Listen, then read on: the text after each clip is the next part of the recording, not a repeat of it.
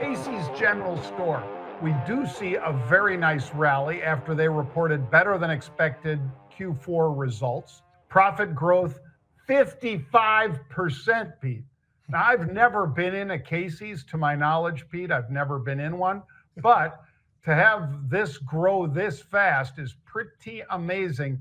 It speaks volumes as to the consumer confidence in that store as a brand, as well as the leadership, the company leadership, building this brand up to where it passes $1 billion in EBITDA for the first time. I'll tell you what, John, I've been into Casey's. I can't even count how many times. It's a great one for me. As a matter of fact, Jared might have to throw up the pick that we were talking about earlier. But, Casey's General Store, John, it's just one of those franchises that does things right. And they've been doing things right. There I am standing in front of it. Just a couple of years ago, I was coming through Omaha, Nebraska.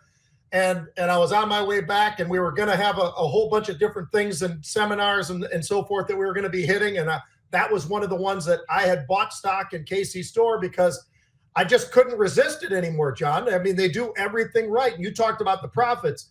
Those profits are incredible. And then you look at the earnings, absolutely off the chart. And you look over at the revenue, again, up 8% year over year. Everything that they did, they seem to be able to execute. I didn't see anything negative in the results at all. And that's why this stock, even though it's hitting 52-week highs, I don't think it's done. I think there's still more room. It's not as cheap as it was, obviously, but it's not as expensive as you might think because those earnings have been growing. And with that, they're able to actually sustain some of those levels. I like this company a lot. I think they do most everything right.